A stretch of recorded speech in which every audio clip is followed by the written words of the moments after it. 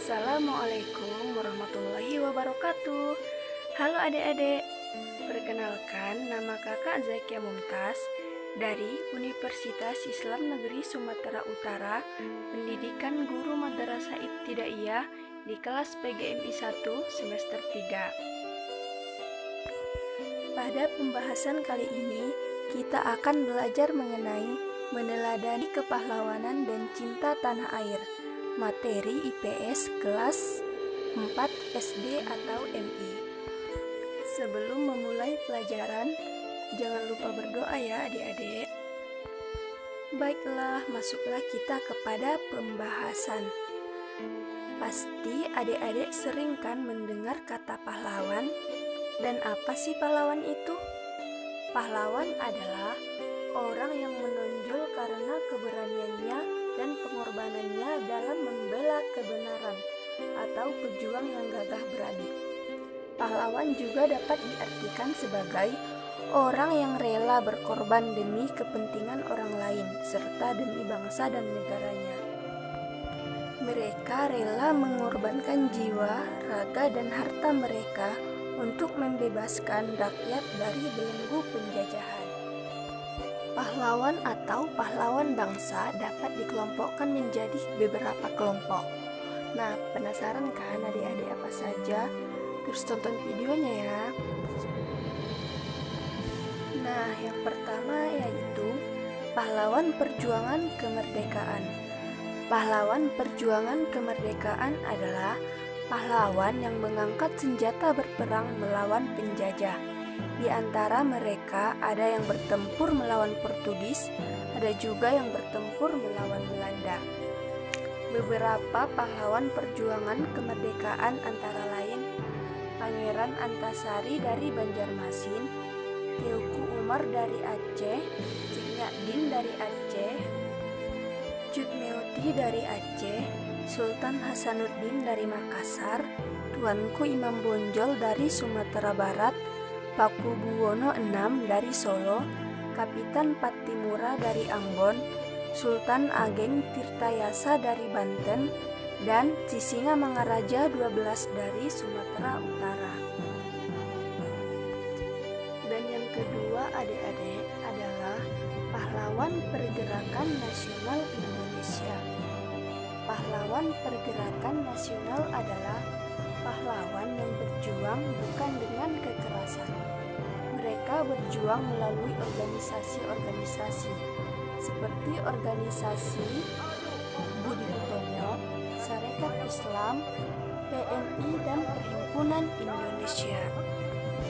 Mereka pun melakukan perjuangan dengan memberi semangat kepada rakyat untuk berjuang bersama mencapai kemerdekaan bangsa. Berikut adalah beberapa pahlawan pergerakan nasional, di antaranya Haji Agus Salim, Kiai Haji Ahmad Dahlan, Dr. Cipto Mangunkusumo, Raden Ajeng Kartini, Dewi Sartika, Ki Hajar Dewantara, Muhammad Yamin, Dr. Sutomo, dan W.R. Supratman. Dan yang ketiga yaitu pahlawan proklamator. Pahlawan proklamator adalah pahlawan yang sangat berjasa dalam peristiwa proklamasi kemerdekaan Indonesia. Pahlawan proklamator dianugerahkan kepada Insinyur Soekarno dan Dr. Andes Muhammad Hatta.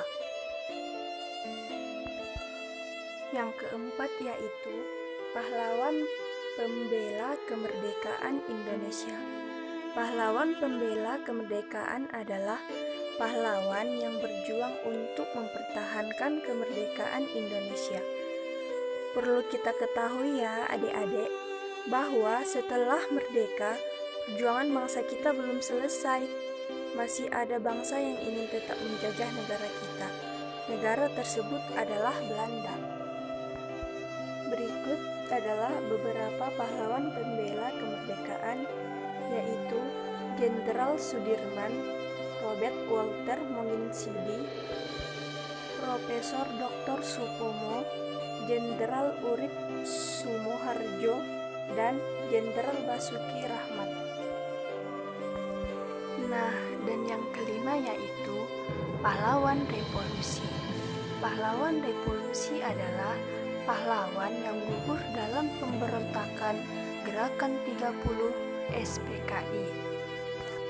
Adik-adik tahu tidak siapa saja pahlawan revolusi?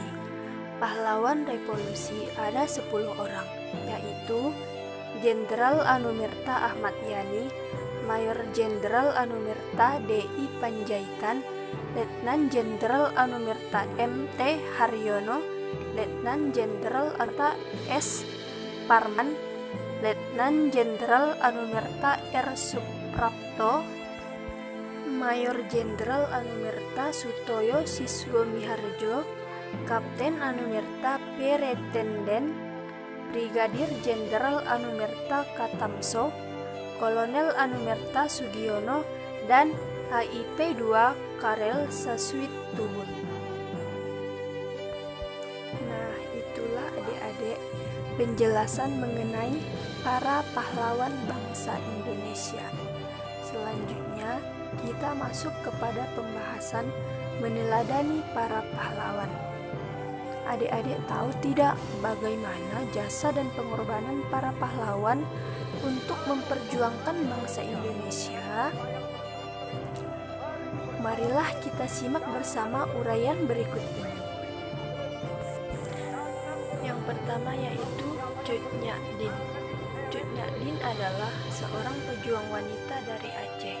Suaminya seorang pejuang yang bernama Teuku Ibrahim Lamnga. Dalam sebuah pertempuran melawan Belanda, suaminya gugur. Cut Nyak Dien terus melanjutkan perjuangan. Ia menikah kembali dengan pejuang Aceh lainnya, yaitu Teuku Umar. Dalam satu pertempuran di Meulaboh, Teuku Umar pun gugur. Cut Nyak Dien terus mengangkat senjata. Kemudian, Cut Nyak Dien tertangkap oleh Belanda dan ditawan. Dalam penawanan Belanda, Cut Nyak Dien masih terus berhubungan dengan para pejuang. Nah, adik-adik, hal ini membuat Belanda marah. Akhirnya, Cut Nyak Dien dibuang ke Sumedang, Jawa Barat. Di tempat pembuangan itulah Sri Kandi dari Tanah Rencong itu gugur.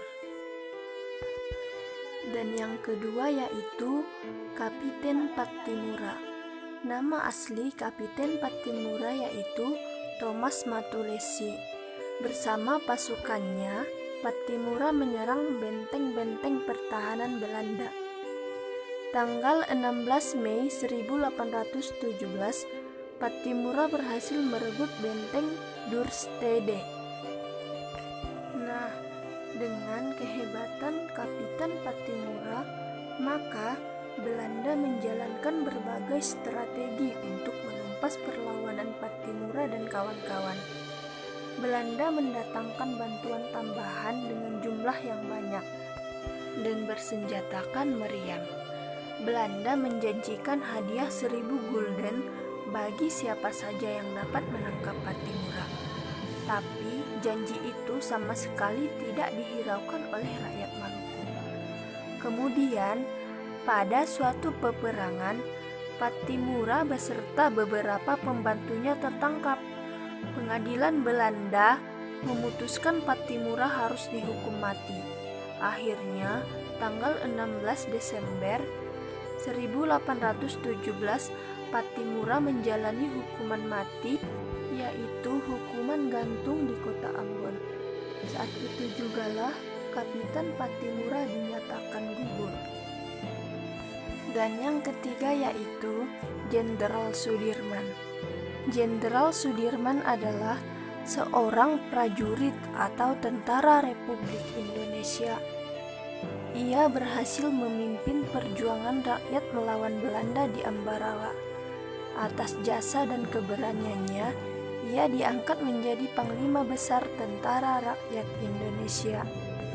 Dan ketika Yogyakarta diduduki oleh Belanda, Jenderal Sudirman memimpin perang gerilya. Walaupun dalam keadaan sakit, ia terus berjuang. Ia memimpin pasukannya dengan ditandu oleh beberapa prajurit dan rakyat. Nah, adik-adik, Berdasarkan uraian yang telah kakak jelaskan tadi, kita dapat menemukan beberapa nilai kepahlawanan para pejuang yang patut kita teladani. Adik-adik tahu tidak apa saja nilai-nilai tersebut? Nilai-nilai tersebut diantaranya, yang pertama, rela berkorban untuk bangsa dan negara. Yang kedua, berjuang tanpa mengharapkan imbalan jasa apa-apa. Yang ketiga, tidak mementingkan kepentingan diri sendiri. Yang keempat, tidak terbujuk oleh rayuan apapun. Dan yang kelima, gigih dan pantang menyerah. Nah, adik-adik, sikap itulah yang perlu kita contoh dan perlu kita teladani. Gunanya untuk apa, Kak? Gunanya yaitu agar kita tetap semangat untuk memperjuangkan bangsa Indonesia. Mengingat besarnya jasa para pahlawan, alangkah bijaksana apabila kita menghargai jasa pahlawan. Bagaimana sih, Kak, cara menghargai jasa pahlawan? Nah, berikut ada beberapa cara yang dapat kita lakukan untuk menghargai jasa para pahlawan. Yang pertama yaitu belajar dengan tekun dan bersungguh-sungguh. Untuk menghargai jasa pahlawan, kita hendaknya selalu belajar dengan tekun dan bersungguh-sungguh. Tujuannya apa, Kak? Tujuannya adalah supaya kita menjadi bangsa yang pintar dan bijaksana. Bangsa yang pintar tidak mudah untuk dibodohi oleh bangsa lain. Bangsa yang bijaksana selalu menjunjung kebenaran. Para pahlawan yang telah berkorban untuk bangsa dan negara tentunya akan kecewa apabila kita tidak bisa mengisi kemerdekaan ini dengan sebaik-baiknya. Perjuangan dan pengorbanan mereka akan menjadi sia-sia. Dan yang kedua yaitu memperingati Hari Besar Kepahlawanan. Hari Besar Kepahlawanan adalah hari besar untuk memperingati suatu peristiwa perjuangan bangsa Indonesia. Contohnya adalah memperingati Hari Kemerdekaan Republik Indonesia setiap tanggal 17 Agustus dan memperingati Hari Pahlawan setiap tanggal 10 November. Dan yang ketiga yaitu mengheningkan cipta. Mengheningkan cipta adalah merenungkan arwah para pahlawan. Mengheningkan cipta biasanya kita lakukan pada hari Senin di saat upacara bendera. Selain itu, kita juga dapat merenungkan bagaimana beratnya perjuangan mereka untuk mencapai kemerdekaan ini. Dan yang keempat yaitu ziarah ke makam pahlawan. Ziarah dilakukan untuk mengenang jasa para pahlawan dan mendoakan agar arwah mereka diterima di sisi Tuhan Maha Esa. Itulah adik-adik beberapa cara menghargai jasa pahlawan, dan masih banyak lagi cara-cara yang bisa kita lakukan untuk menghargai ataupun mengenang jasa para pahlawan. Semangat kepahlawanan juga dapat diterapkan dalam kehidupan sehari-hari. Caranya berbeda dengan cara yang dilakukan oleh pejuang.